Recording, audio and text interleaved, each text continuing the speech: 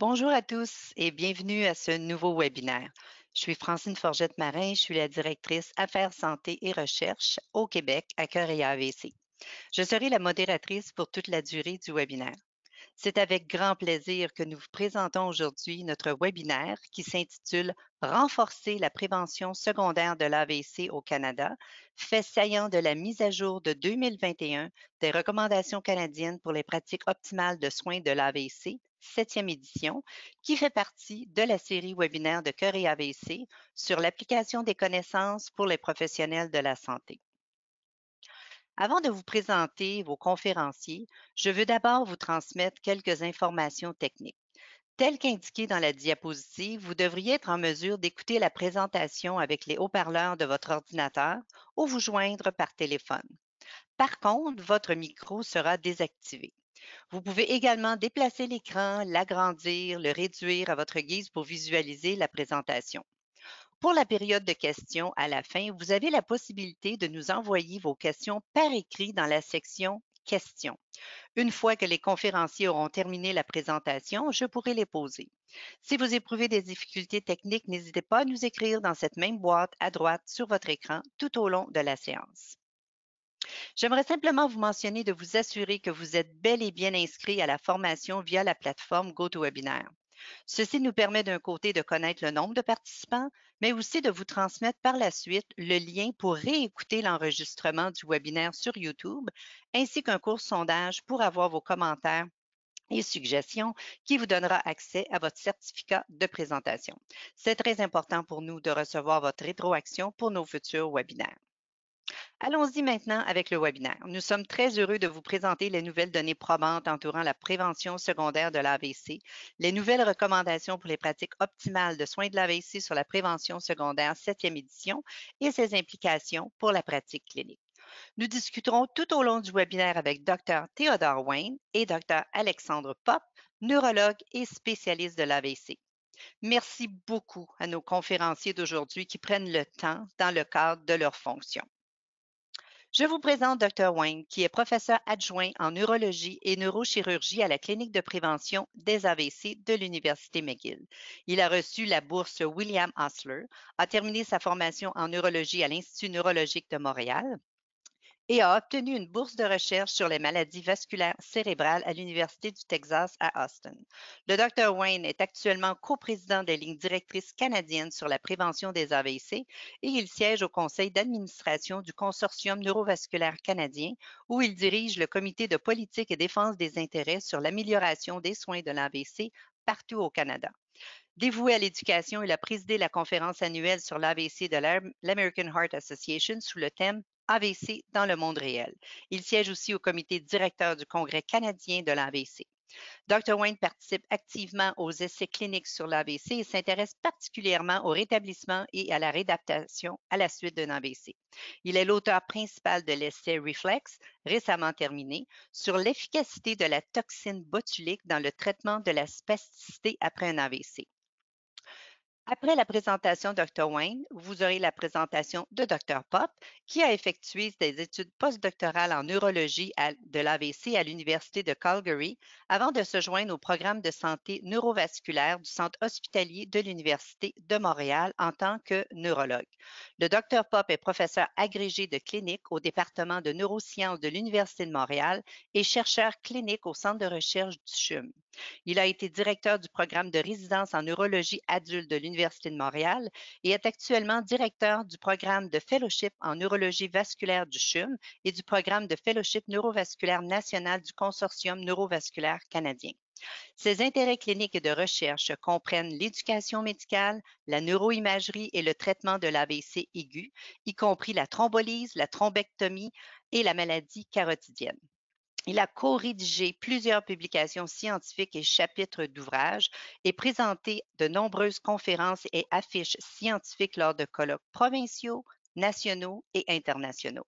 Le Dr. Pop co-préside le groupe de rédaction scientifique sur la prévention secondaire de l'AVC, des recommandations canadiennes pour les pratiques optimales de soins de l'AVC et agit à titre de porte-parole de Cœur et AVC. En tant que chercheur principal, il a contribué à de nombreux essais internationaux et canadiens, notamment ESCAPE, ESCAPE NA1 et Navigate ESUS. Il dirige actuellement l'étude EasyTalk sur les occlusions carotidiennes en tandem liées aux AVC aigus. Alors, je vous laisse la parole, Dr. Wayne. Merci Francine, puis bienvenue à tous. Ça me fait plaisir de présenter aujourd'hui. J'essaie d'avancer le diapo.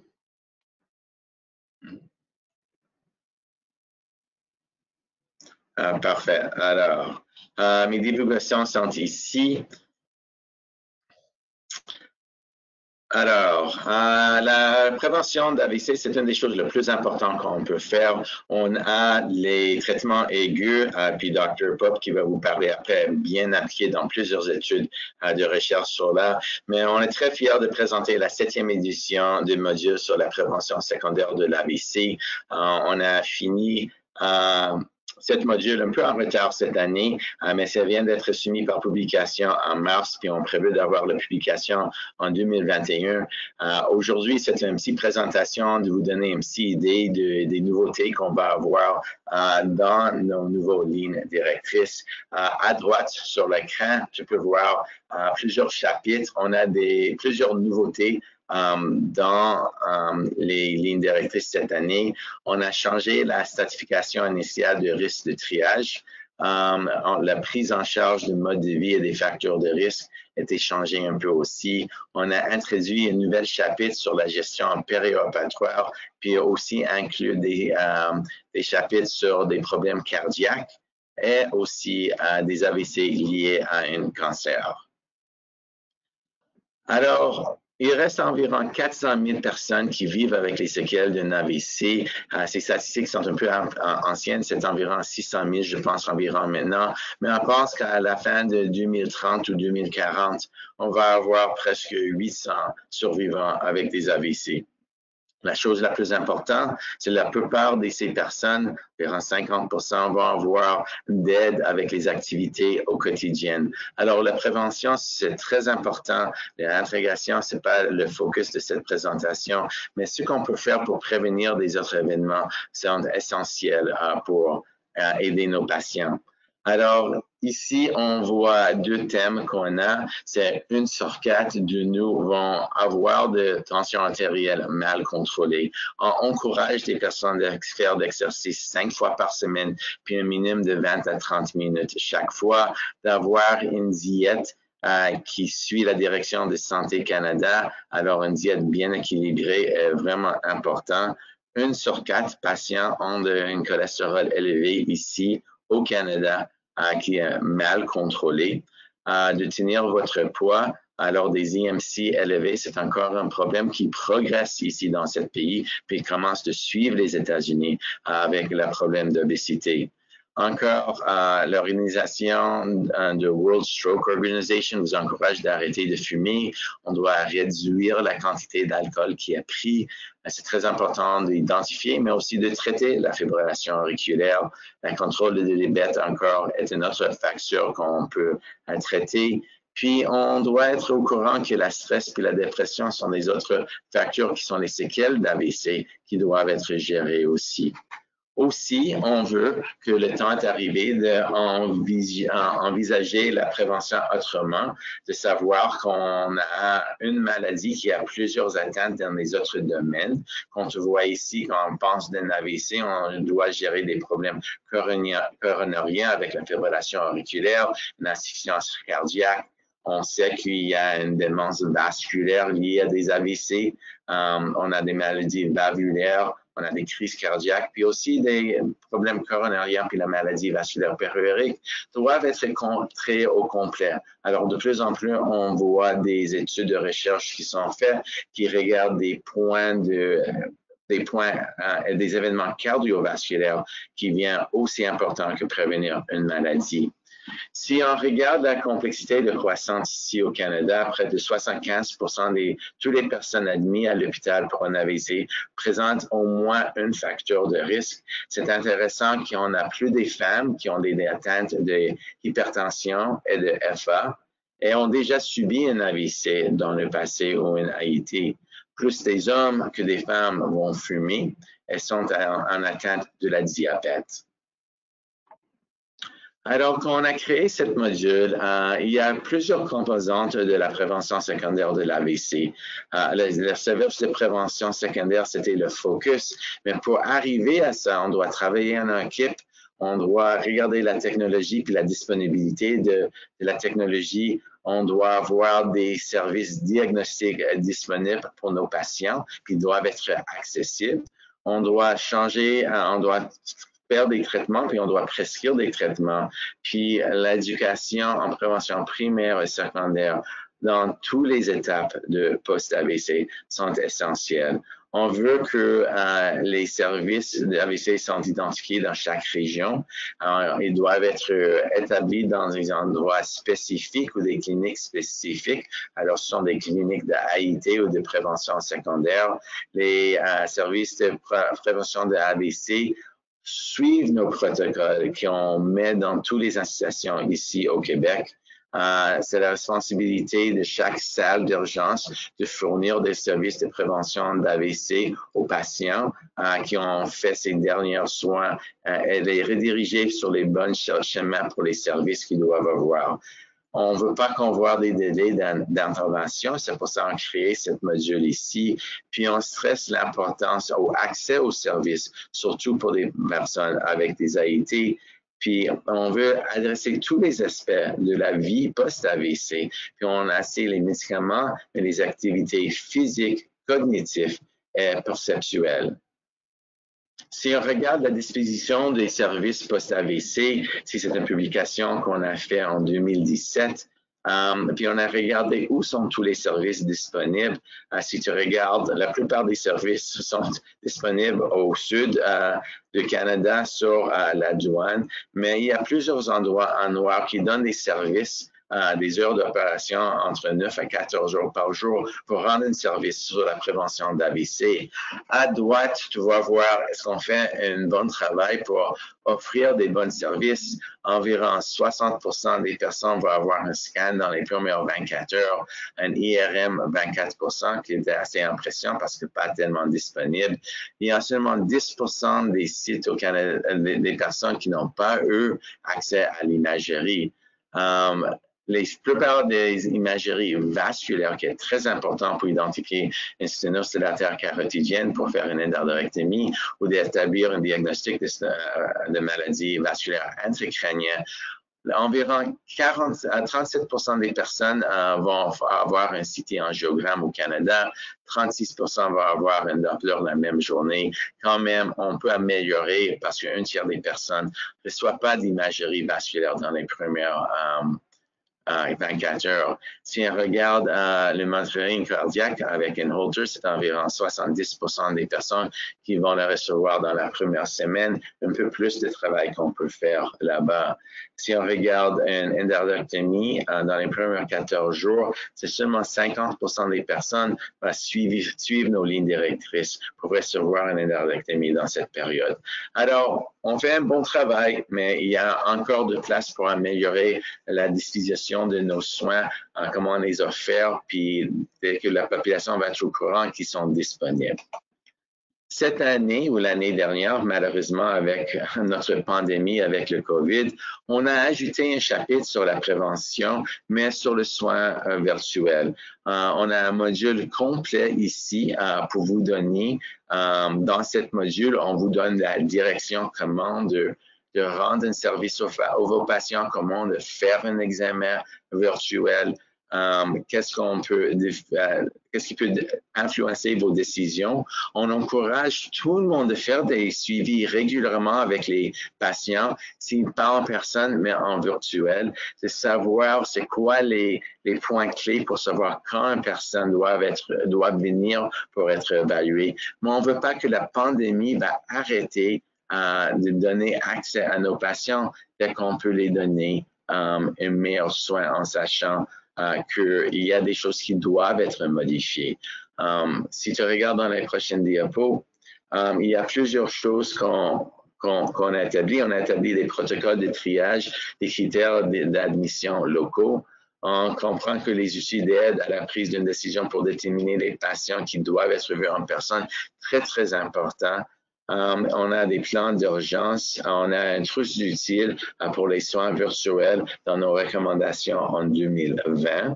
On a une liste des examens qui peuvent être faits, c'est comment de les faire, puis c'est quoi la limitation de ces choses. On a même notre liste de contrôle post-AVC avec des recommandations. C'est quoi les questions qui sont vraiment obligatoires à demander de nos patients pour voir s'il y a un problème ou s'il y a une intervention qu'on peut les offrir pour lui donner une meilleure qualité de vie. On donne pour les neurologues ou même des infirmières cliniciens des petits points clés pour faire un examen neurologique virtuel. Puis je pense qu'on doit être certain qu'il n'y a pas des obstacles à l'accès aux soins pour tous nos patients. Et c'est important d'avoir des examens par virtuel, mais d'être capable de faire des orientations à toute autre consultation qu'on juge nécessaire. Hors de ça, l'autre conseil, ce conseil 10 ici, qui était vraiment d'avoir une moyenne de faire de monitoring cardiaque. De plus en plus au Canada, on voit des appareils pour des personnes pour prendre leur tension, mais aussi d'être capable d'installer des hauteurs très faciles. Même avec la nouvelle technologie, ça devient de plus en plus facile. Alors, il y a plein de choses qu'on peut faire, même si les patients ne veulent pas venir à nos centres à cause de la COVID. Puis on doit donner un soin sécuritaire. On doit juger qui est capable, qui n'est pas capable de venir, puis établir les bénéfices et les négatifs pour faire toutes les interventions. Mais d'avoir des mécanismes de collecte de données et d'amélioration de la qualité doivent être mis en charge pour être certain qu'on fait un bon travail pour gérer nos patients à long terme. Alors, l'algorithme de décision détaillée en matière de présentation de soins virtuels, si tu regardes le module, puis je ne le revise pas en détail ici, vont être la préparation, le triage initial, la pertinence de chaque évaluation, c'est quoi la sécurité des risques, et c'est quoi la meilleure façon de faire une sélection de modalités. Alors, c'est des outils qu'on espère vont être utiles, sont des outils peut-être qu'on peut utiliser à long terme dès que le soin virtuel va rester avec nous à long terme, mais ça nous donne un chemin puis une façon d'avoir une ligne directrice pour nous diriger pour un bon soin de nos patients, puis d'être certain que personne n'est perdu dans le système à cause de COVID, puis de nous donner l'espoir puis des autres moyens d'évaluer nos patients à long terme, surtout dans les régions éloignées. Oups, attends. Alors, les outils de ressources sont disponibles sur le site web. On a même des aides pour les soins de santé virtuels. On a créé des documents pour le grand public, mais en même temps, on a créé des documents pour les professionnels de la santé. Puis tout ça peut être vu au site web de la Fondation de cœur. Ils sont disponibles en anglais puis en français aussi. Alors, les composantes de la trousse ici pour les soins virtuels, on regarde soins actifs, préventifs, puis la réadaptation des modules sur tous. On a l'infrastructure et technologie, quoi faire avec les présentations cliniques. Puis on donne un petit mail comment de faire des suivis, surtout avec l'information, puis comment de faire la surveillance. Alors, on espère que tous ces outils vont vous aider à continuer de soigner nos patients. Encore, la prévention d'AVC, c'est encore le meilleur traitement qu'on a disponible. Même avec les traitements aigus, malheureusement, à date, c'est seulement un petit pourcentage de la population qui va les recevoir. Alors, je vous encourage de rester en contact avec vos patients, puis utiliser tous les trucs d'outils qu'on a créés pour vous, pour mieux traiter vos patients. Encore, je vous avais dit avant, on a créé la liste de contrôle post-AVC. C'est accepté par la Congrès mondial, l'Organisation mondiale d'AVC. Ce sont 13 questions. Tu peux demander chaque question. Si la patiente répond oui, on sait qu'il y a un traitement disponible basé sur l'évidence médicale qui peut aider la qualité de vie de votre patient. Puis vraiment, même sans pandémie, ce sont 13 questions. Tu dois demander à vos patients à chaque visite. Un petit souvenir que c'est suggéré dans les lignes directrices que chaque patient post-AVC, après la première visite à 3 mois, doit être suivi chaque 6 mois. Puis avec ça, je passe le porte-parole à Dr. Alexandre Popp, chef des lignes directrices de prévention d'AVC pour la Fondation de cœur puis le Stroke Best Practices. Alors, Alex. Bonjour, merci beaucoup Ted pour la première partie de la présentation et puis merci à Francine puis à la Fondation pour l'invitation de présenter aujourd'hui. Je vais vous présenter certains détails un peu plus spécifiques par rapport à la nouvelle édition des lignes directrices. Comme Dr. Wien a mentionné, les lignes directrices vont avoir une nouvelle édition plus tard cette année qui devrait être publiée. Puis il y a certaines sections qu'on voulait en fait vous présenter et mettre l'emphase sur cela. Voici mes divulgations. Il n'y en a aucune qui devrait être pertinente par rapport à ce que je vais vous dire aujourd'hui. Donc, il y aura 4 domaines. On a un peu choisi les domaines qu'on trouvait peut-être les plus pertinents, malgré qu'il y a d'autres recommandations qui ont été modifiées ou mises à jour dans la ligne directrice. Je vais vous parler de 4. Et puis, Dr. Wien va vous en parler d'autres à la conclusion de la présentation. Donc, les 4 que je vais aborder sont d'abord le triage des AIT ou ce qu'on appelle aussi des ICT et des AVC mineurs. Je vais aussi vous parler de la prise en charge de la dyslipidémie chez les patients qui ont subi un AVC ou un AIT. Des modifications ou des mises à jour par rapport à l'approche au diabète chez les patients qui ont un AIT ou un AVC. Et finalement, une nouvelle section qu'on trouve intéressante qui a été ajoutée, qui est tout complètement nouvelle dans les lignes directrices. Et ça, c'est l'association entre le cancer et l'AVC, qui est une association qui est de plus en plus reconnue dans la clinique et dans la littérature.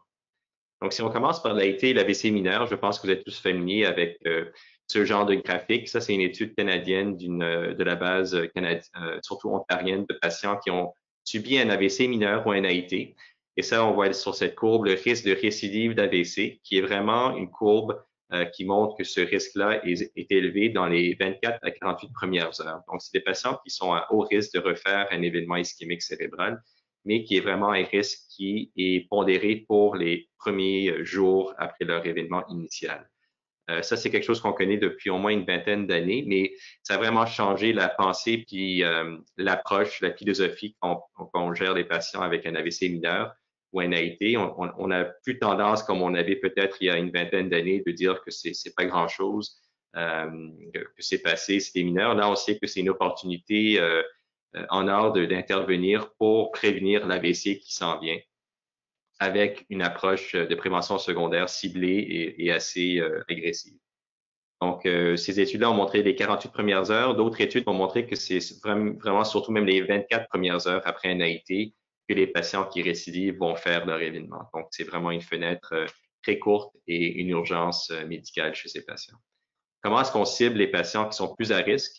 On a essayé d'aider un peu les cliniciens avec cette approche dans notre dernière mouture des lignes directrices en 2017. Vous vous souvenez peut-être de ce tableau qu'on voit ici en version anglaise. On voulait bien faire, c'est sûr, mais ce qu'on réalise après coup, c'est que c'est un tableau qui est un peu complexe en stratifiant 4 niveaux de risque, puis une approche différente basée sur chaque niveau de risque. On a réalisé que la complexité de l'algorithme empêchait, je pense, son implantation et son adoption dans la clinique quotidienne. Donc, ce qu'on a décidé de faire pour réduire cette complexité-là et pour essayer d'améliorer la traduction et puis l'implantation dans la vraie vie de nos lignes directrices, c'est de simplifier le triage. Je vais vous montrer un peu dans la prochaine diapo comment on a simplifié ça. L'accent est vraiment mis sur les patients à plus haut risque. Donc, on parle un peu moins des patients à plus faible risque, c'est vraiment ceux à très haut risque d'AVC récidivant qu'on met des recommandations fortes. Pour les patients à plus faible risque, C'est certainement des patients qui devraient être vus rapidement, mais on laisse un peu plus de latitude aux cliniciens qui vont moduler l'approche à ces patients-là selon la réalité locale de leurs accès et de leurs ressources. Donc, du tableau que je vous ai montré, on a simplifié ça à un tableau ici où on parle vraiment des patients à plus haut risque, donc à risque très élevé d'AVC récidivant. Et ça, la première chose, c'est le timing, donc la chronologie des symptômes. Donc, les patients à plus haut risque, c'est les patients qui ont eu des symptômes dans les 48 dernières heures, vu qu'on sait que le risque de récidive est vraiment dans ces 24-48 premières heures. Un patient qui a un AVC mineur ou a été dans les 24-48 dernières heures, c'est celui qui est à plus haut risque. Et surtout celui qui a des symptômes convaincants pour une atteinte neurovasculaire. Les études ont démontré que ça, c'est des patients qui généralement ont des symptômes moteurs ou langagiers, mais certainement, ils peuvent avoir d'autres symptômes si le clinicien est convaincu que c'est d'origine vasculaire. Ça, c'est des patients à haut risque, parce qu'on sait que dans les symptômes transitoires neurologiques, il y a souvent peut-être un mélange d'autres étiologies qui ne sont pas toujours ischémiques. On pense parfois aux migraines ou à l'épilepsie ou des vestibulopathies ou des vertiges périphériques et ce genre de symptômes-là. Donc, si un patient se présente dans les 48 heures qui suivent son événement a un symptôme présuggestif d'un événement vasculaire, c'est un patient qui doit être pris en charge immédiatement. Et généralement, dans notre système de soins ici au Québec, la façon la plus rapide de prendre en charge ces patients, c'est à l'urgence. Certains endroits, certaines institutions ont pu mettre sur pied des cliniques AIT qui roulent quasiment 24 heures sur 24, pas toujours 7 jours sur 7, mais qui roulent quand même durant la semaine et qui peuvent accueillir des patients très rapidement et qui ont des corridors de service avec la technologie d'imagerie. Donc ça, c'est une option si c'est disponible, mais la réalité, c'est que généralement, ces patients à risque vont être vus à l'urgence. Ils doivent avoir accès à un spécialiste en médecine vasculaire, en neurovasculaire. Ils doivent aussi avoir accès surtout à l'imagerie parenchymateuse cérébrale et vasculaire cérébrale et cervicale. Donc, généralement, ça se passe par un angioscan du cou et de la tête et un scan cérébral ou même idéalement une résonance magnétique cérébrale si possible. Idéalement, c'est un endroit où les patients, s'ils devaient se détériorer avec un AVC récidivant, auraient accès à une thérapie de reperfusion rapide, dont la thrombolyse. Donc ça serait l'endroit idéal pour prendre en charge ces patients. Les patients qui se présentent avec des symptômes au-delà de 48 heures, donc on sait qu'ils se sont un peu auto-déclarés, un peu moins à risque, ils doivent quand même être pris en charge rapidement, mais il y a moins cette urgence de les voir immédiatement. Ils doivent être vus le plus rapidement possible selon la réalité clinique locale. Donc, si on change un peu d'emphase ici, puis on passe aux patients qui ont une dyslipidémie, on sait que c'est quand même une proportion élevée de nos patients avec AVC, surtout ischémiques, qui sont dyslipidémiques aussi. Les données probantes anciennes viennent surtout de cette étude qui date maintenant de 2006, d'une quinzaine d'années, qui s'appelle SPARKLE. C'est une étude avec une population AVC non cardio-embolique, donc pas des AVC clairement de cause cardiaque, donc surtout des AVC athéromateux, qui étaient randomisés soit à recevoir un placebo ou l'atorvastatine à très haute dose, 80 mg. Donc, il n'y avait pas d'entre-deux dans cette étude, c'était placebo ou dose maximale d'atorvastatine. Puis ce qu'on voyait, c'est que chez les patients qui avaient reçu la haute dose d'atorvastatine, leur LDL moyen était plus faible. Donc, la statine faisait ce qu'elle devait faire, elle réduisait le LDL à 1,9 versus 3,3. Et de façon plus importante, la statine était associée aussi avec une réduction du risque d'AVC de 2% environ sur 5 ans, ce qui donne un nombre à traiter de 50 patients pour éviter un AVC sur 5 ans. Et ça réduisait aussi le risque d'événements cardiovasculaires majeurs totaux, donc incluant les événements cardiaques, d'environ 3%. Donc, c'est un peu de là que vient l'évidence chez nos patients AVC de traiter avec des statines. Plus récemment, par contre, ça c'est la courbe de SPARKLE qui montre la réduction du risque d'AVC dans le groupe atorvastatine, mais je voulais vous parler d'une nouvelle étude de 2020 qui est une étude française et sud-coréenne de Pierre Amarenko qui s'appelait Treat to Target. Et ici, la philosophie, c'était plus de cibler un LDL plus agressif versus un LDL plus standard chez les patients avec AVC athéromateux, donc encore une fois non cardio-embolique, les patients qui avaient de l'athéromatose, soit intracrânienne ou extracrânienne. Et ici, c'était moins un agent pharmacologique qui était à l'étude, c'était une cible de LDL. Donc, il y avait un groupe avec une cible plus agressive, moins de 1,8, puis un groupe avec une cible standard. Et c'était un peu aux cliniciens d'atteindre la cible par tous les moyens disponibles. Ce qu'on voit, c'est que dans le groupe avec une cible plus agressive, 1/3 des patients avaient eu recours à de l'ézetimibe en plus d'une statine pour atteindre cette cible-là. Et ce qu'on voit aussi, c'est que dans le groupe, ce qu'on espérait voir, c'est dans le groupe qui était traité plus agressivement, il y avait une diminution du risque d'événements cardiovasculaires d'environ 2% par rapport au groupe à traitement avec cible standard. Une autre étude qui montre un peu l'intérêt de l'ézetimibe indirectement pour notre population AVC, c'est l'étude IMPROVE-IT, qui était une étude un peu plus ancienne, de 2015, une population plus coronarienne avec des infarctus aigus. Et là aussi, on voyait que l'ajout d'ézetimibe au simvastatine était associé avec une réduction du risque d'événements cardiovasculaires. Donc, l'évidence indirecte pour notre population vasculaire, neurovasculaire à nous, que l'ézetimibe est utile en ajout à une statine. Vous connaissez peut-être des autres agents pour traiter la dyslipidémie qui s'appellent les inhibiteurs de la PCSK9.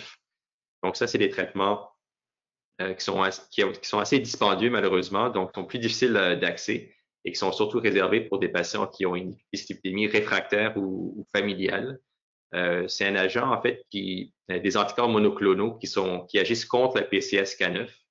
La PCSK9, c'est en fait une enzyme qui se lie aux récepteurs du LDL qui sont à la surface des hépatocytes et qui dégrade ces récepteurs-là. Et puis, en dégradant les récepteurs de LDL, il y a plus de LDL qui flotte, qui circule dans le sang. Donc, en empêchant cette dégradation des récepteurs, il y aura plus de LDL qui sera lié à ces récepteurs et donc moins de LDL sanguin. Donc, c'est très puissant comme agent. Ça réduit le LDL d'environ 60 à 70%. Et dans une méta-analyse de 24 essais cliniques chez des patients, surtout cardiovasculaires ou avec dyslipidémie familiale, il y avait une réduction d'événements cardiovasculaires chez les patients traités avec PCSK9. Il n'y a pas d'étude à date qui a ciblé spécifiquement une population AVC, par contre, avec ces agents. Puis, un autre développement assez récent dans le traitement de la dyslipidémie chez les patients avec AVC, c'est les patients avec des triglycérides élevés. On sait que ces patients-là sont plus à risque d'événements récidivants vasculaires, mais à date, on a manqué un peu de traitements efficaces, surtout pharmacologiques, pour diminuer les triglycérides. Il y avait des notions que les acides gras oméga-3 étaient peut-être efficaces. Et il y a finalement une étude qui a étudié l'icosapent éthyle, qui est une sorte de formulation purifiée des oméga-3 en capsule, en comprimé, qui a été donnée 2 fois par jour aux patients versus placebo. Et dans l'étude REDUCE-IT, une population surtout de prévention secondaire, dont des patients vasculaires, pas nécessairement AVC, mais vasculaires. Ceux qui ont reçu l'icosapent éthyle avaient une réduction du risque d'événements cardiovasculaires d'environ 5% sur 5 ans. Donc, de l'évidence que peut-être cet agent-là peut être utile chez les patients qui ont des triglycérides élevés, malgré un traitement par statine. Donc, tout ça nous a mené à un peu modifier nos lignes directrices pour les lipides dans la dernière version. Donc, on suggère maintenant que cibler un LDL de 1,8 est tout à fait raisonnable et souhaitable chez les patients avec AVC et athéromatose, et que l'ajout de l'ézetimibe est peut-être nécessaire et utile dans ce cas-là si les statines seules sont incapables d'atteindre la cible. Puis, on ajoute aussi que si, malgré ézetimibe, statine, on est incapable d'atteindre la cible souhaitée, on peut considérer l'ajout d'un inhibiteur de la PCSK9. En général, l'ajout de ces médicaments-là prend probablement l'avis d'un spécialiste en lipides pour prescrire ces médicaments-là. Par rapport aux triglycérides, on suggère aussi que l'icosapent éthyle est une option à considérer chez les patients avec des triglycérides élevés. Là, si on tourne notre attention sur le diabète, encore une fois, une condition très fréquente chez nos patients avec AVC. On sait historiquement, et c'est bien connu, que les patients avec un diabète moins bien contrôlé, on voit ici dans le panneau en haut à droite, le taux d'hémoglobine glyquée qui augmente sur l'axe horizontal. On voit que le risque d'AVC sur l'axe vertical augmente aussi. Donc, le moins bien contrôlé qui est le diabète, le plus le risque d'AVC. Par contre, à date, ça s'est jamais traduit malheureusement en relation inverse. C'est-à-dire que si on traite bien le diabète de façon agressive avec des agents hypoglycémiants, qu'on réduisait le risque d'AVC. On voit ici dans une méta-analyse de 13 études d'hypoglycémia que le risque d'AVC n'était pas réduit de façon statistiquement significative malgré le traitement du diabète. Ça a un peu changé dans les dernières années avec les nouveaux agents. On voit ici un peu les différentes cibles d'action pour les agents hypoglycémiants. Mais on a deux nouvelles familles d'agents, relativement nouvelles familles d'agents hypoglycémiants qui sont peut-être bien connus des endocrinologues et des internistes et des médecins de famille. Donc, les agonistes du GLP-1 et les inhibiteurs du SGLT2. Donc, ces deux nouvelles classes d'agents pour le diabète ont démontré des bénéfices au niveau macrovasculaire chez les patients avec des antécédents cardiovasculaires. Les agonistes du GLP-1 agissent plus sur le pancréas en augmentant la sécrétion d'insuline puis en diminuant la sécrétion de glucagon et qui contribuent aussi à la diminution de la faim, donc l'envie de manger. Les inhibiteurs de SGLT2 agissent plus sur les reins, donc empêchent la réabsorption du glucose au niveau des reins. Et ce qu'on voit dans plusieurs études de ces agents-là, ici on voit un forest plot en fait de ces différentes études qui ont étudié les agents SGLT2. Il avait une réduction du risque d'événements cardiovasculaires et c'était surtout chez les patients qui avaient des antécédents cardiovasculaires et diabète qui avaient un bénéfice. Encore une fois, pas une population spécifiquement avec un AVC précédent, mais parmi les patients dans ces études, il y en avait quand même une proportion qui avaient des AVC antérieurs et qui tiraient bénéfice au niveau cardiovasculaire et même au niveau de récidive d'AVC dans certaines de ces études. Donc, ça mène à une nouvelle recommandation où on ajoute la suggestion que ces classes d'agents GLP-1, les agonistes GLP-1 et les inhibiteurs du SGLT2 peuvent être considérés si les cibles glycémiques ne sont pas atteintes avec le traitement hypoglycémie en standard. Je vais terminer ici en parlant de la nouvelle section qu'on a ajoutée dans nos lignes directrices sur le cancer et l'AVC. C'est une condition, une association que vous avez probablement vu dans votre pratique clinique. C'est deux maladies quand même assez fréquentes qui partagent certains facteurs de risque, dont le cancer, le tabagisme par exemple, et l'âge. Mais l'association plus directe est de plus en plus reconnue. Puis on sait que chez les patients qu'on voit qui ont un AVC, environ 4% de ces patients-là vont recevoir un diagnostic de cancer dans les 2 années qui suivent. Donc, il y a certainement qui est plus élevée que la population générale qui n'ont pas fait d'AVC. Donc, chez nos patients qui font un AVC, il y a certains facteurs ou certaines caractéristiques cliniques et de laboratoire paracliniques qui peuvent nous aiguiller à penser que ces patients-là cachent peut-être un cancer sous-jacent occulte. Ils sont listés ici dans un tableau d'une récente étude d'une de mes collègues. Et on voit qu'il faut peut-être tenir en compte la possibilité qu'un cancer se cache derrière l'AVC, surtout chez des patients qui ont ces facteurs-là et qui ont peut-être une cause non déterminée de leur AVC, donc un AVC qu'on appelle parfois cryptogène. Alors, chez les patients qui ont un AVC et le cancer, le traitement de choix pour la prévention secondaire, c'est-à-dire les antithrombotiques optimaux, ne sont pas très bien connus. Ici, je parle d'AVC artériel. Il n'y a pas d'études randomisées significatives qui ont comparé différentes stratégies antithrombotiques chez ces patients-là. Il y a seulement une petite étude ici en bas, pilote de 20 patients qui avait comparé l'aspirine à l'héparine à bas moléculaire, qui était surtout une étude de faisabilité. Donc, on n'a pas tiré de conclusions thérapeutiques de cette étude-là. Et ça, c'est contrairement aux patients qui ont des thromboses veineuses ou des thrombophlébite, embolies pulmonaires et cancer. Chez ces patients-là avec des événements veineux, on a quand même des très bonnes études, des très bonnes données qui suggèrent que les héparines à bas moléculaires ou les agents oraux anti-facteur DISA sont quand même efficaces pour la prévention de récidives thromboemboliques veineuses. Pour ce qui est artériel, par contre, on sait moins. On a une tendance à peut-être prioriser l'anticoagulation. Mais si on regarde l'étude Navigate ISIS, qui était une étude d'AVC cryptogène d'allure embolique, donc on n'a pas de cause de l'AVC ischémique, on pense que c'est embolique. L'étude avait comparé aspirine avec le rivaroxaban à dose réduite, 15 mg par jour. L'étude elle-même principale était neutre, donc il n'y avait pas d'avantage à anticoaguler les patients. Ils ont fait une analyse post-hoc rétrospective là, du sous-groupe de patients qui avaient un cancer sous-jacent à leur AVC. Donc, c'était environ 540 patients. Encore une fois, l'analyse ici est non randomisée et rétrospective, donc il faut prendre ça avec un grain de sel. Mais si on comparait ces patients-là avec cancer et AVC cryptogène, il n'y avait pas de différence parmi ceux qui ont reçu le rivaroxaban versus ceux qui ont reçu l'aspirine. Donc, disons, la discussion est pas close par rapport au meilleur traitement chez ces patients avec AVC ischémique artériel et cancer. Tout ça nous a mené à ajouter cette section aux lignes directrices où on parle d'abord de reconnaître l'entité d'AVC et cancer et de souligner que chez les patients avec cancer et AVC, c'est important de quand même faire tous les bilans standards étiologiques pour les AVC parce que c'est des patients qui sont quand même à risque de faire des AVC de cause, disons, usuelle ou standard, la théromatose, la fibrillation auriculaire, les AVC lacunaires, par exemple.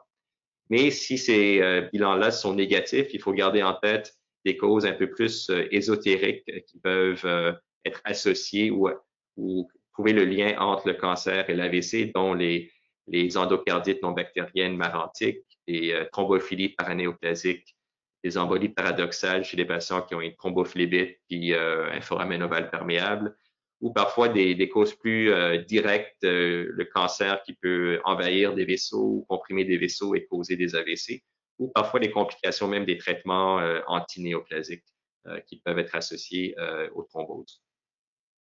Et finalement, on conclut dans nos recommandations que chez un patient qui a un AVC artériel et un cancer, comme je mentionnais plus tôt, l'évidence est pas du tout claire par rapport au traitement optimal, mais qu'il y a peut-être une tendance à vouloir utiliser de l'anticoagulation plutôt que des antiplaquettaires dans ces cas-là. Mais il y a des études randomisées en cours qui vont, j'espère, nous donner des réponses plus claires dans le futur. Donc, avec ça, je retourne la parole à Dr. Wien qui va conclure en parlant d'autres nouveautés dans nos lignes directrices. Merci, Alex.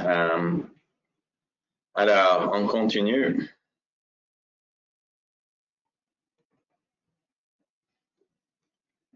J'attends pour le diapo de s'avancer. Oups. Parfait. Alors, on va regarder quelques petits aspects qu'on fait régulièrement. On va regarder l'échographie, le dépistage de la fibrillation auriculaire, puis encore les tests de la thrombophilie. Alors, on va commencer surtout après une ICT ou une AVC léger. On a maintenant 3 études, l'étude POINT puis l'étude CHANCE, publiée en 2018 puis 2020. Puis on a aussi une étude canadienne, FASTER, qui n'était pas terminée. Mais ces 3 études ont regardé la combinaison de doubles antiplaquettaires, ça veut dire l'aspirine puis le clopidogrel ensemble. Pour l'instant, les conseils, c'est de prendre 2 antiplaquettaires après un AVC léger ou une ICT pour 21 jours. Pour chaque 1000 patients qui va recevoir ce traitement de antiplaquettaire à double modalité, on va prévenir 20 AVC, mais ça va nous coûter 2 hémorragies majeures. Pourquoi est-ce qu'on ne garde pas les patients sur les doubles antiplaquettaires à long terme? Quand tu vois en bas à droite, tu vas voir que le risque d'hémorragie commence à monter avec pas grand bénéfice pour prévenir des autres événements. Alors, c'est tout dans les premières 3 semaines, si tu regardes sur les graphes en haut, qu'on a eu la plupart des événements. Alors, le standard après AIT aigu ou ischémique, un AVC ischémique mineur, c'est de prendre des doubles antiplaquettaires pour 21 jours. Puis seulement pour 21 jours. Puis après ça, c'est pas d'arrêter les 2 antiplaquettaires, mais de choisir une pour continuer à long terme. On a aussi une autre étude qui a été publiée en 2020, l'étude THALES. Puis cette étude a utilisé, au lieu de clopidogrel, on a utilisé de ticagrelor. C'était un dosage de mise en charge de 180 mg de ticagrelor, suivi d'une dose de 90 mg, avec 75 à 100 mg d'aspirine qui a été pris pendant 30 jours. Dans cette étude ici, on a diminué le risque des AVC, des récidives d'AVC ou de décès. Ça a diminué le risque relatif par 17%. Alors, on a un impact avec cette combinaison. La seule chose qui est un peu différente, c'est le taux des événements hémorragiques était plus que double contre le groupe de monothérapie contre le double antiplaquettaire.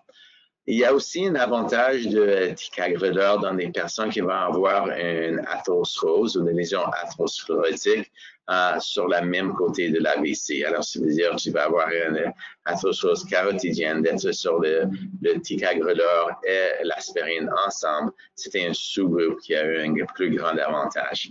Quand même, il y a un risque d'hémorragie qui est un peu plus élevé qu'on a vu avec la combinaison d'aspirine et clopidogrel. Aussi, on a deux études qui sont sorties dans les dernières années, depuis la dernière ligne directrice, qui adressent le concept de ce qu'on appelle des ISIS, ça veut dire des AVC emboliques de source indéterminée. La définition d'ISIS était établie par Bob Hart, qui est maintenant à l'Université McMaster à Hamilton. Ça veut dire un infarctus cérébral aigu visualisé sur neuroimagerie, puis n'est pas une lacune, quelque chose moins de 1,5 cm. On ne peut pas avoir une sténose atherosclérotique des vaisseaux proximaux comme les carotides, plus que 50%. On doit éliminer la fibrillation auriculaire. Puis autre cause comme un problème de coagulation qui a provoqué l'AVC.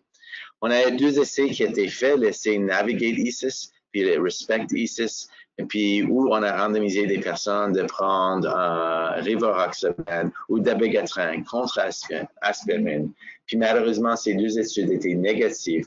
Puis un peu surpris pour tout à démontrer aucun bénéfice d'un NACO au lieu d'aspirine pour éviter des cas où on a suspicion que c'était un événement cardio-embolique. Si on regarde l'anticoagulation orale pour traiter le FA, les nouveautés dans les dernières années pour le FA non valvulaire, ça veut dire sans sténose mitrale modérée à grave, ni de valve mécanique. Il y a l'essai River qui a sorti en faveur de rivaroxaban plutôt de la warfarine pour traiter le FA avec une valve mitrale bioprosthétique. Je veux ajouter aussi dans l'étude Engage-AF, c'est pas sur la diapo, une sous-analyse a démontré l'efficacité de edoxaban aussi dans les personnes avec des valves bioprothétiques. La chose la plus importante, puis les messages clés dans les nouveaux lignes directrices sont d'éviter le sous-dosage, encourage tout le monde de suivre la monographie de produits, puis d'arrêter d'utiliser des dosages inappropriés parce que ça monte le risque des événements, ça monte la mortalité. Un autre aspect qui est très important, c'est quoi faire avec des personnes avec des problèmes coronariens et AVC ou un ancien problème cardiaque. Puis pour des patients qui font de FA, qui ont des coronariopathies qui sont stables, ça veut dire stable pendant plus qu'un an, ça veut dire une intervention coronarienne percutanée ou même un pontage, on recommande d'utiliser le NACO ou l'anticoagulant en monothérapie, mais il n'y a aucune raison ou besoin de prendre les deux médicaments ensemble. Une autre addition qu'on a fait qui est très importante, puis si on regarde c'est quoi les causes des personnes qui prennent des NACO qui vont avoir des récidives d'AVC, l'étude d'efficience était un sous-dosage de médicaments, mais aussi une mauvaise gestion périopératoire des antithrombotiques. C'est pour ça, pour cette raison, on a inclus une section sur la gestion périopérative des antithrombotiques pour mieux guider les médecins quoi faire pour des procédures mineures, modérées ou majeures. Toutes les données qu'on a ici sont en liaison avec les lignes directrices de Thrombosis Canada. Puis il y avait même des membres de la comité de Thrombosis Canada qui étaient sur notre comité. Alors, si on va avoir une interruption de la prise d'un anticoagulant oraux direct, alors on va arrêter un NACO, on conseille un jour avant et après une opération à risque d'hémorragie faible, à modéré, puis de les arrêter 2 jours avant et après une opération de risque hémorragique élevé. Alors, c'est vraiment comme on l'avait traduit. On a l'étude POSE qui était faite par Dr. Jim Duquette, c'était publié en 2019 en JAMA. Puis là, on a trouvé que si on suivit ces lignes directrices que je viens de vous mentionner en haut, il y avait un faible taux des AVC, moins de 1%, puis l'hémorragie majeure était moins de 2% dans les 30 jours suivant une opération. Alors, des bonnes conseils dans l'étude qu'on a fait ici à McGill, c'était un problème pour environ 20% des personnes qui prennent des NACO qui ont subi des AVC. Alors, si on regarde la gestion périopératoire des NACO, on doit établir c'est quoi le risque de la procédure. Si tu regardes le site web de Thrombose Canada ou chez nous, on va donner une liste des procédures qui sont à minime risque, bas risque, risque modéré ou sévère. Alors, pour des procédures de risque d'hémorragie minime, on conseille de continuer les anticoagulants. Il est raisonnable de sauter le dosage de même journée de l'opération. Pour les opérations chirurgicales à risque d'hémorragie faible à modérée, la prise de NACO doit être interrompue la veille et le jour de l'opération. Puis le médicament peut être repris le lendemain. Encore dans notre projet ici à McGill, 10% des personnes ont oublié de reprendre les médicaments après. Alors l'intervention a une durée totale de 2 jours. Puis surtout pour des opérations chirurgicales à risque d'hémorragie élevée, la prise en charge des anticoagulants oraux, alors on arrête les NACO 2 jours avant l'opération ainsi que le jour de l'opération. Puis après ça, le médicament peut être repris 2 jours après l'opération si tout est stable. Alors, c'est très important, pas seulement d'arrêter les médicaments 1 à 2 jours avant par une semaine qu'on a utilisé dans le passé avec Coumadin, puis de la recommencer 2 jours après pour un max de 4 jours sans médicaments. Si tu vas au site web de Thrombose Canada, ou si vous avez l'application sur votre portable, tu peux entrer les données, puis l'âge de patient, puis la clairance de créatinine, puis ça peut vous donner une estimée quoi faire basé sur la pharmacologie de votre patient, basé sur la clairance rénale. Oups. Alors, on a des nouveautés dans la persistance de foramen ovale. Il y a une nouvelle étude qui a sorti qui supporte la fermeture d'un FOP dans la prévention secondaire d'un AVC.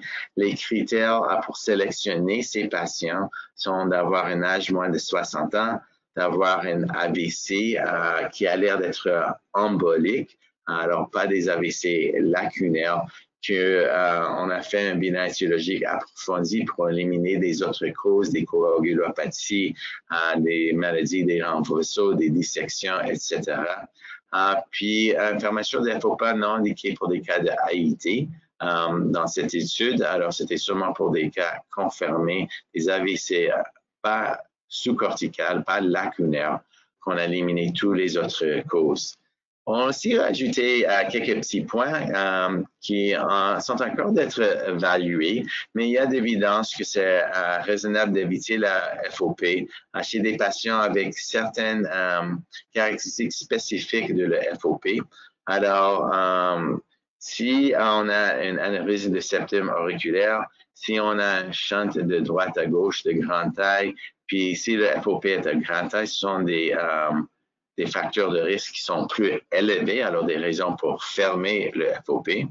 Mais on doit savoir qu'il y a des complications liées à la procédure elle-même. Puis ce qu'on a sorti dans la littérature, c'est environ 3,6% chance d'avoir une complication, mais il y a environ 2% des personnes qui vont avoir de FA persistant, et environ 1% des personnes qui vont avoir une fibrillation auriculaire transitoire. Alors, si on le fait pour éviter une anticoagulation, des fois, on peut voir que ces personnes vont développer une fibrillation auriculaire. Alors, très important d'observer vos patients pour le FA si tu vas fermer une FOP. Si on regarde qui est un meilleur candidat pour éviter des récidives dans des patients avec des FOP à un AVC, est-ce que j'ai mieux de prendre un anticoagulant ou un antiplaquettaire? La question, c'est pas clair à date. Si on regarde l'étude Navigate ISIS, il y avait une tendance en faveur d'utiliser des anticoagulants oraux directs, alors un NACO, au lieu d'aspirine dans l'essai Navigate, mais on n'a vu aucune différence entre un antiplaquettaire puis un NACO dans l'étude Respect ISIS.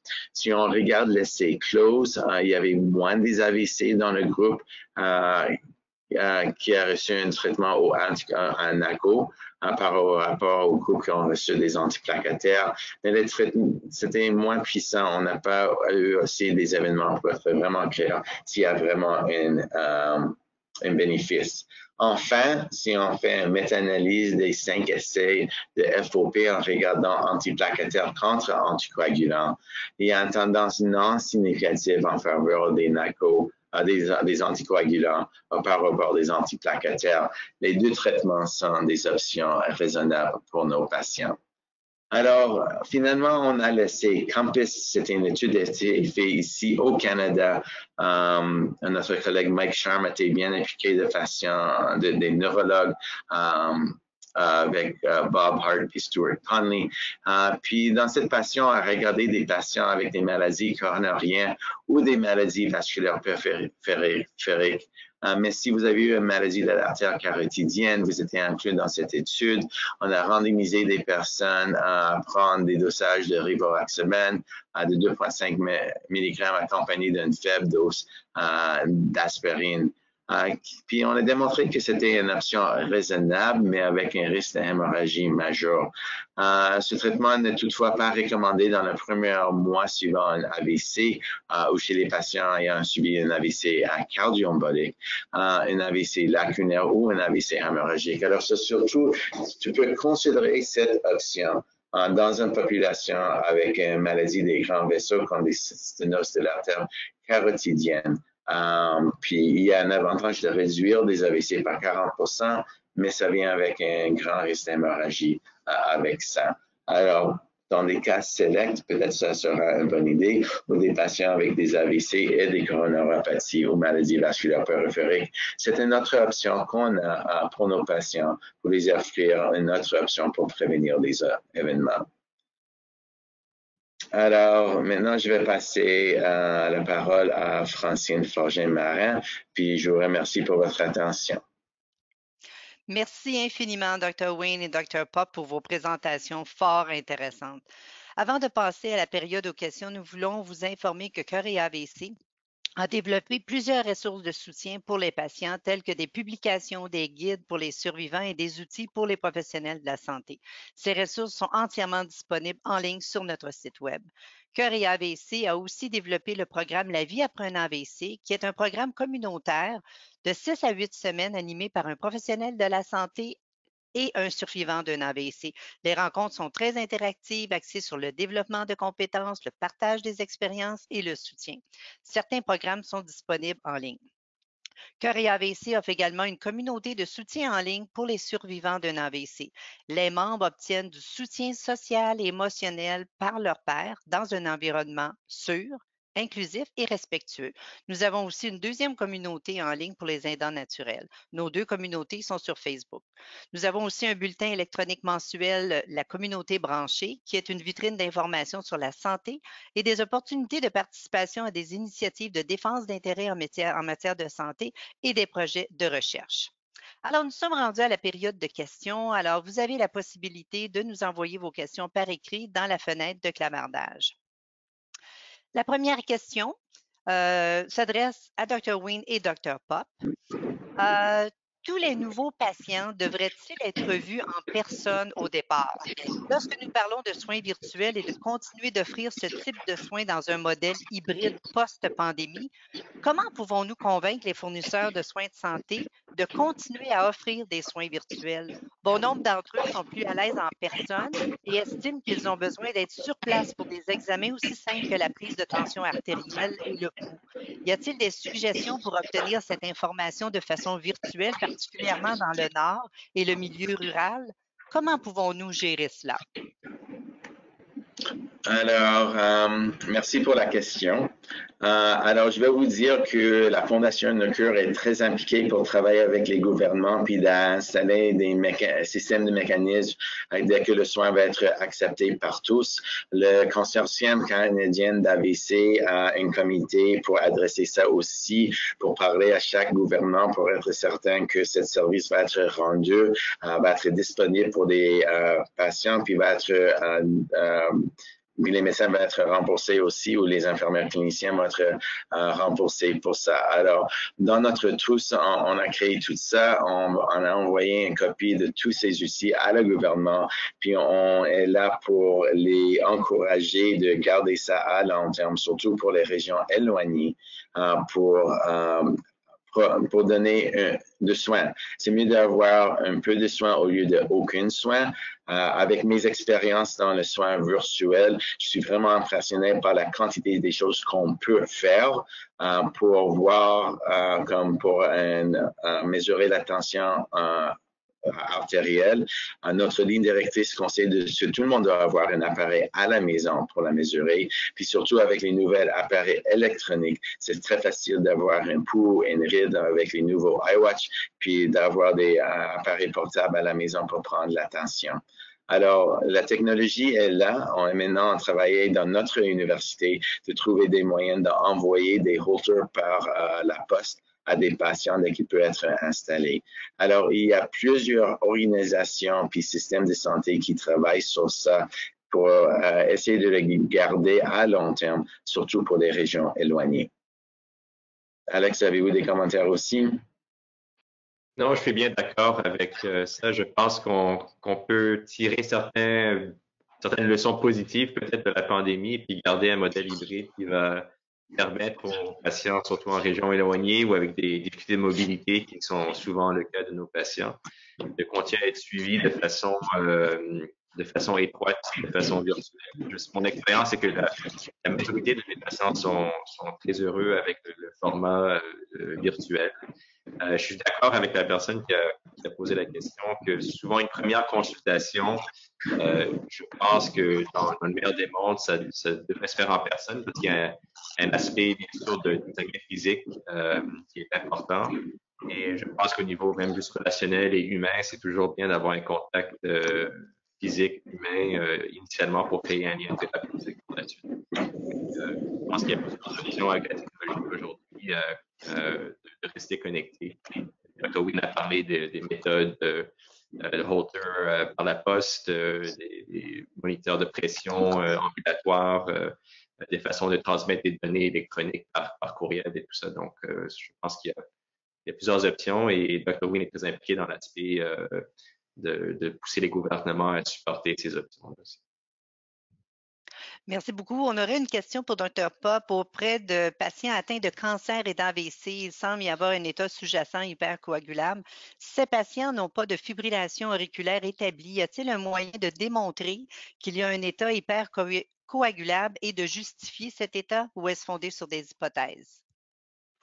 Très bonne question et je dirais que la réponse courte, c'est généralement fondé sur des hypothèses. Là, on fait un lien, disons, on n'a pas trouvé d'autres causes évidentes. On est assez convaincu que le cancer a un lien avec l'AVC. On n'a pas trouvé de cause autre au niveau de la théromatose, AFA ou une autre cause. Pas d'endocardite marantique non plus. Je pense que c'est plus empirique le lien de paranéoplasie. Parfois, on peut regarder certains marqueurs comme la fibrinogène qui peuvent être anormaux, les dimères, mais il n'y a rien qui est vraiment diagnostique à ma connaissance. La vie, s'il y a un doute, et puis il y a des questions où l'anticoagulation comporte peut-être certains risques, puis on ne veut pas les partir, disons, à la légère. Bien sûr, l'avis d'un hématologue peut être utile aussi dans certains cas, mais généralement, c'est plutôt empirique une fois qu'on a exclu d'autres causes. Merci, Dr. Pop. Une dernière question, Dr. Wynne. Qu'en est-il du Doppler transcrânien pour le shunt droite-gauche dans le cas d'un AVC embolique? Peut-il être plus sensible que les échos? J'ai pas entendu la dernière partie de la question. Est-ce que quoi? Que les échos? Peut-il être plus sensible que les échos? Répète-le de commencement. Je m'excuse. On était en train de brancher ici. Pas de problème. Qu'en est-il du Doppler transcrânien pour le shunt droite-gauche dans le cas d'un AVC embolique? Peut-il être plus sensible que les échos? Alors, le Doppler transcrânien est une modalité très, très efficace. C'est pas utilisé dans tous les centres ici au Canada, mais ça peut être plus sensible avec des études avec des boules, avec l'agitation de sénine normale. Alors, c'est quelque chose qu'on malheureusement n'utilise pas chez nous, mais il y a plusieurs centres au Canada qui l'utilisent. Puis, le Doppler transcrânien peut vous donner des choses qu'on peut manquer sur un écho transœsophagien. Alors, je vous encourage tout le monde à utiliser la technologie si c'est disponible. Alors, ça met fin à la période de questions. Merci infiniment, Dr. Wayne et Dr. Pop, d'avoir pris le temps de répondre aux questions et de nous avoir présenté les dernières recommandations en prévention secondaire de l'AVC. J'aimerais terminer en vous mentionnant de vous assurer que vous êtes bel et bien inscrit à la formation via la plateforme GoToWebinar, comme mentionné au début de la présentation, afin de recevoir le questionnaire d'évaluation qui vous donnera accès à votre certificat de participation ainsi que le lien pour réécouter l'enregistrement. Merci beaucoup à tous pour votre participation et restez à l'affût de nos prochains webinaires qui seront tenus très régulièrement. Merci encore infiniment, Dr. Wayne, Dr. Pop. Prenez tout le monde soin de vous et au plaisir de vous revoir bientôt. Merci. Merci à tous. Au revoir.